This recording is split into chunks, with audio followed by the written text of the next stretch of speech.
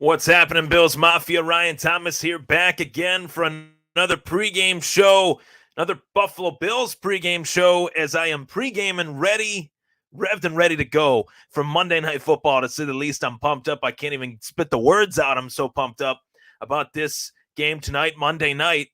This is a pre-recorded version of the Thomas Take Sports podcast, but of course, I always appreciate you guys hopping on here, whether it shows as if it's live on a stream or whether it's pre-recorded like this video. Recording this morning, Monday morning, and this will be posted around 5 o'clock on Monday for your viewing consumption. I will be back on live for the Monday Night Football halftime show. I'll be doing a little halftime show right here on the podcast and studio, RT, as I like to call it. So this is the Buffalo Bills pregame show, Monday Night Football versus the Tennessee Titans. And the headline of this game thus far, this game hasn't even taken place yet, of course, but the headline is that Bills Mafia has taken over Nashville. What was once called Nashville is now Nashville. You like what I did with that? I changed the V to a B, took the E away. It's a trending phrase on Twitter, as it has been all week long. Last year, Bills Mafia went to Nashville. They took over. Years prior, they've taken over Nashville. But this year, I would say, Bills Mafia actually outdid themselves in terms of traveling from Western New York or traveling from wherever you're from as a Buffalo Bills fan, going to Nashville to take part and take over the crowd in Nashville to support our Buffalo Bills. Can't think of the name of the stadium in Nashville off the top of my head, but I know that that stadium will have an abundance of Bills fans in attendance, and Bills Mafia has literally just completely taken it over. So very exciting to see that. Very excited to see a lot of familiar faces that I know, fans that I know traveled down there. I was unable to do so. Kicking myself for that, but there's always next time, right? As I posted that meme with Josh Allen kind of sitting, like slunched over, posting that, saying to myself, man, I really wish I could have went. Damn. But nevertheless, I'm here in Western New York, giving you my keys to victory for the Buffalo Bills Week 6 matchup with the Tennessee Titans. Buffalo's coming off arguably one of their biggest wins in recent franchise history, I should say.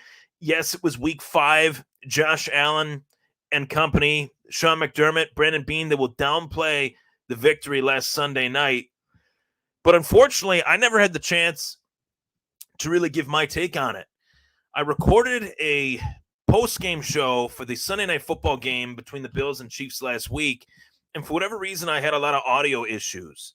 And I don't know what those issues were. I'm pretty sure I fixed them. I've done some audio tests prior to this show, and I wasn't able, I should say, to give you guys the live, post-game reaction from yours truly that I know you guys really enjoy. So I greatly apologize for that, because that was a huge win and a huge moment for this team.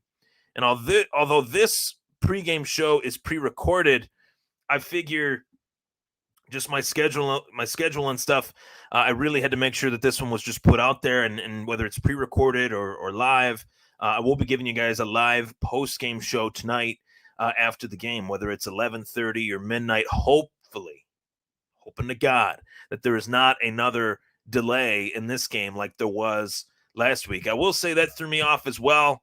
I don't want to use that as an excuse, but it really did. Threw off the rest of the week for me as far as my sleep pattern and everything. It was really weird, but, it was a fun game. Great game. I want to recap it just for a little bit here before I get into the keys to victory.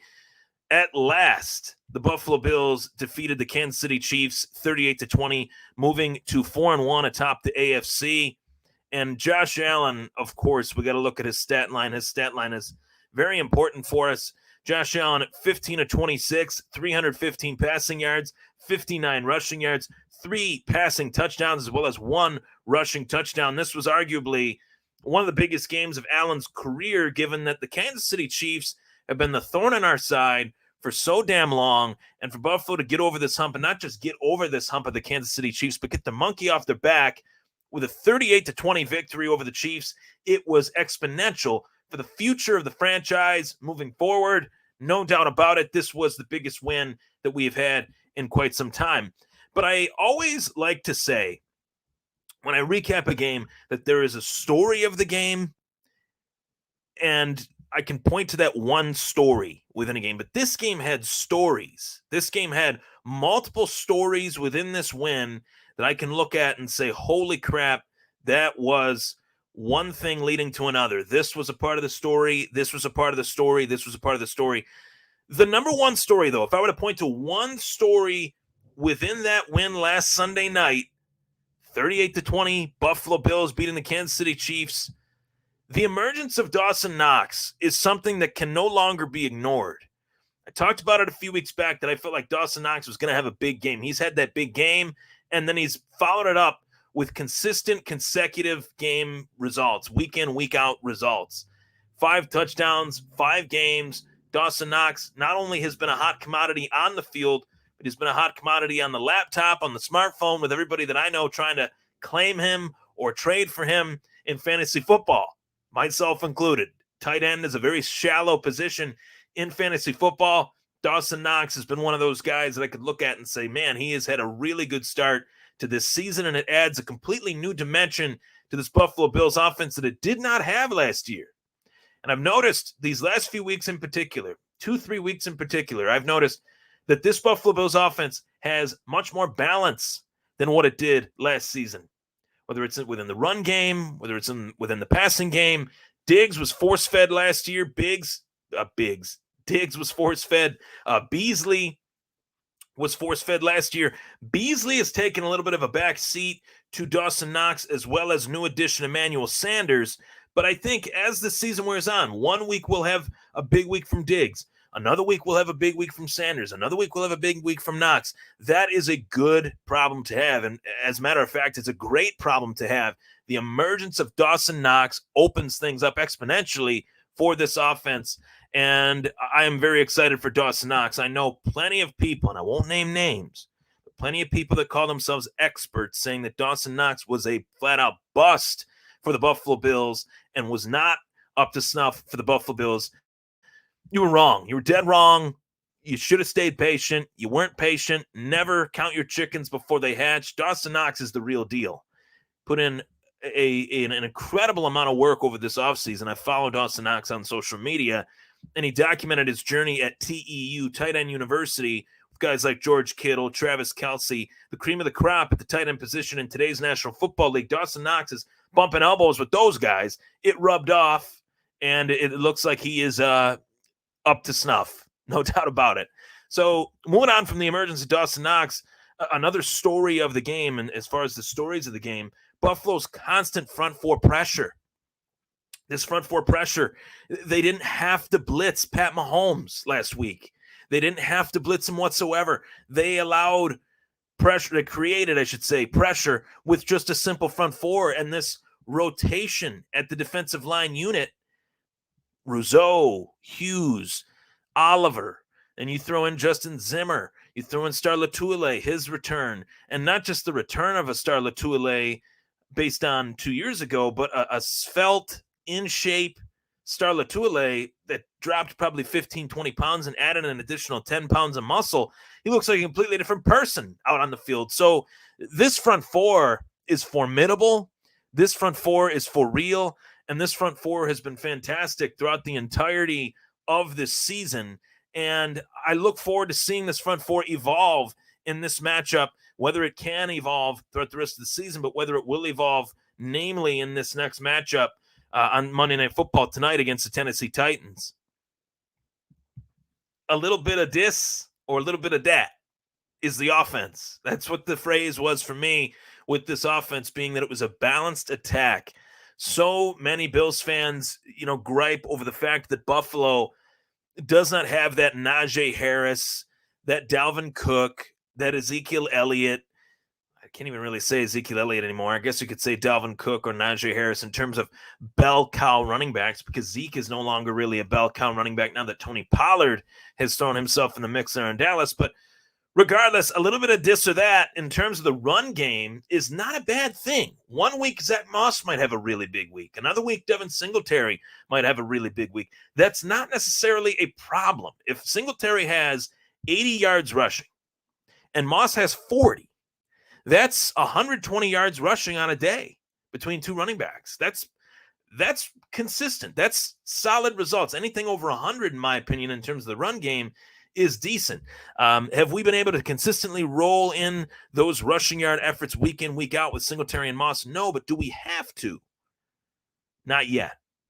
Not yet. This could be a game against Tennessee where we have to throw in a little bit of this or that. I will throw out there somewhat old news. Chris Collinsworth, the real LVP, but more so not even Chris Collinsworth. As I've had time to really digest this, being that this Kansas City post-game show was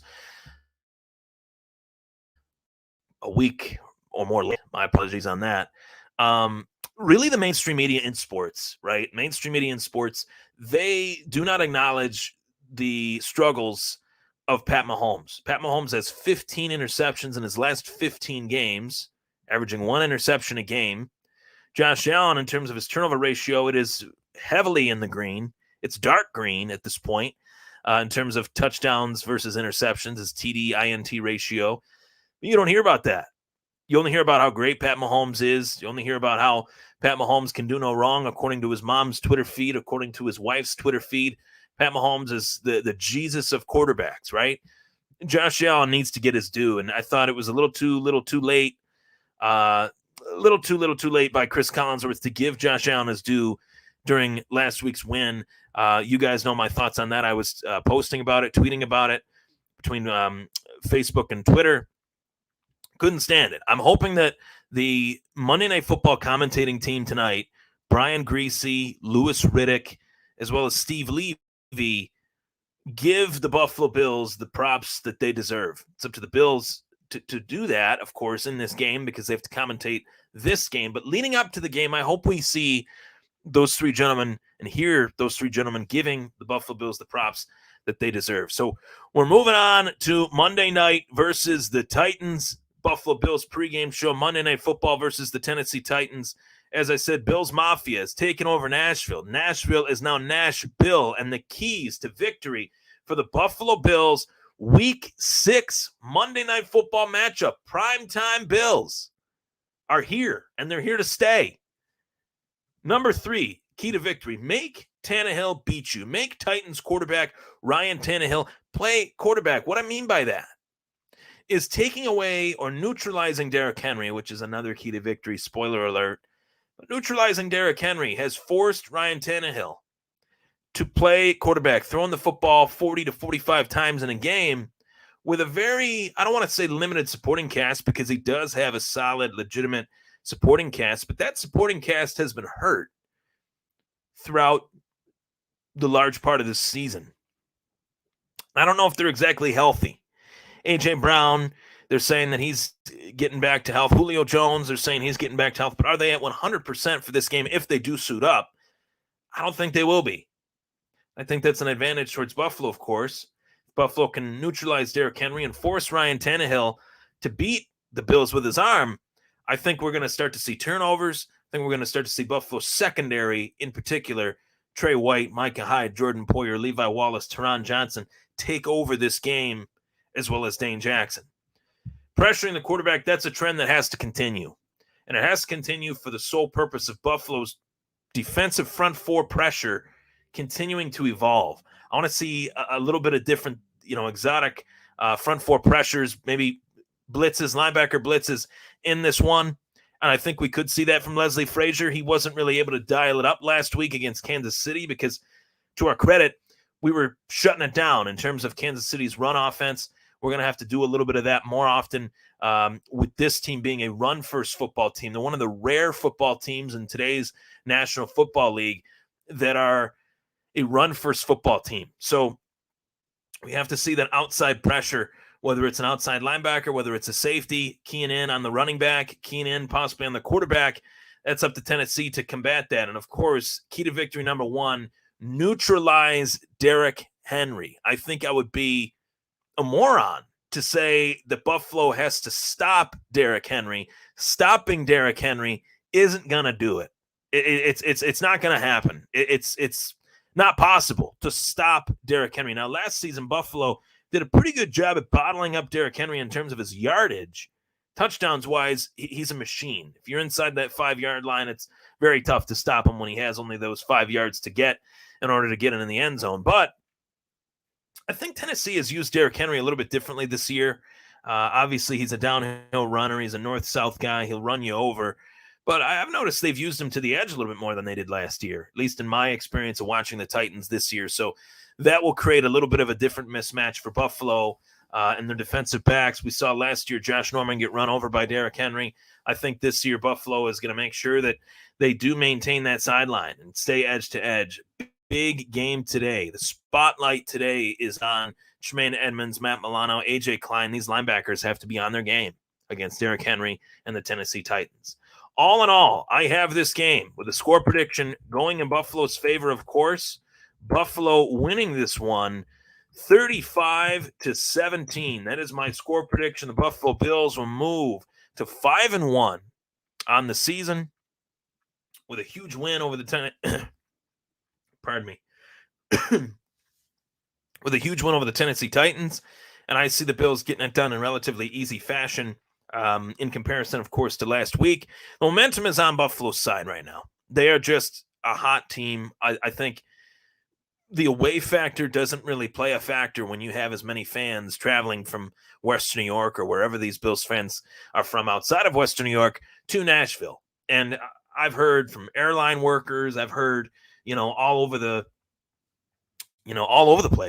place that for 25,000 fans, they're Bills fans, are attending this game.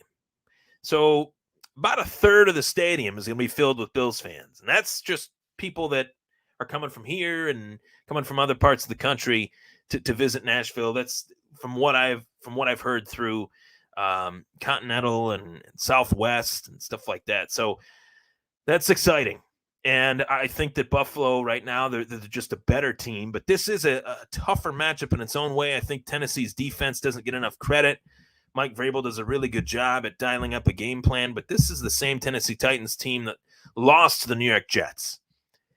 So I think Buffalo does have a distinct advantage over Tennessee. And I'm going to go with a 35-17 victory. I have a tough time seeing Buffalo not put up more than 30 points on the board. Despite what I just stated about Tennessee's defense, Buffalo's offense is hot. They're balanced. Josh Allen looks fantastic. And Dawson Knox is a weapon to fear. That's all she wrote. I'm Ryan Thomas. That was the Thomas Take Sports Podcast Buffalo Bills Week 6 pregame show. A little bit of a postgame show from last week as well. My apologies on not getting to that sooner with some of the audio technical difficulties that I had. I really appreciate you guys tuning in each and every week. Bills Mafia, the best fan base in the National Football League, of course. The Sabres, 2-0 to start this young season. I did not expect that, but Donnie Meatballs has got the young Sabres skating up and down the ice, hustling. I love it. So we'll be talking about that, much, much more. I got a few guests coming on the show in the coming days, so stay tuned for that. And, of course, go Bills. Take care, everybody, and enjoy the game tonight.